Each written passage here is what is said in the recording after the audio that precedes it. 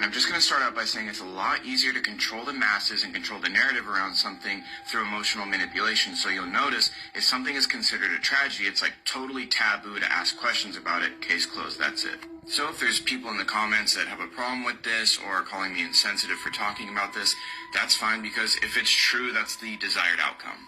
Anyways, this is the crew of the 1986 Challenger space shuttle mission. Infamously, on January 28, 1986, the space shuttle exploded right after takeoff. The disaster was broadcast on live television to 40 million viewers. Two men, Bob Eberling and Roger Boisjolly, worked tirelessly to warn NASA about an issue with the shuttle's O-rings, making calls and warning anyone that would listen going all the way back to October the prior year. They warned that if these O-rings were used on a launch on a day that was below 40 degrees Fahrenheit, that there would be a catastrophe. But of course, no one listened, which automatically kind of makes me think they wanted the catastrophe to happen. Roughly 80 seconds after the launch, the shuttle exploded and all 7 crew members lost their lives. This is Judy Resnick, an engineer and pilot aboard the Challenger mission.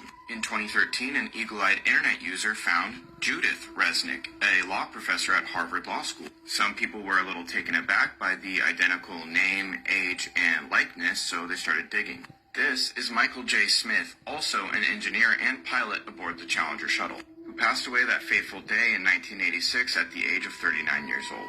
This is Dr. Michael J. Smith, professor of engineering at the University of Wisconsin. This is Sharon Krista McAuliffe, arguably one of the most famous things about the Challenger mission. She was supposedly just a teacher that was picked at random to be one of the astronauts, which made it all the more tragic when she passed away due to the Challenger disaster in 1986. This is Sharon A. McAuliffe, also a law professor who received her degree shortly after the Challenger disaster. Dick Scobie was the commander of the mission.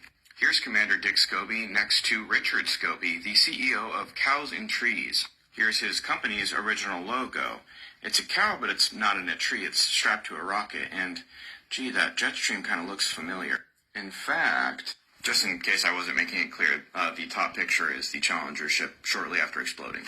So, Astronauts Ronald McNair and Ellison Onizuka both passed away when the Challenger shuttle exploded. Miraculously, it was found out that they both had twin brothers, Carl McNair and Claude Onizuka. But ancestry searches were done for both Carl and Claude, and there was no birth records found. And the odds of 2 sets of identical twins in a crew of 7 are astronomical. But that's just a theory. Rest in peace to the crew of the Challenger space shuttle mission.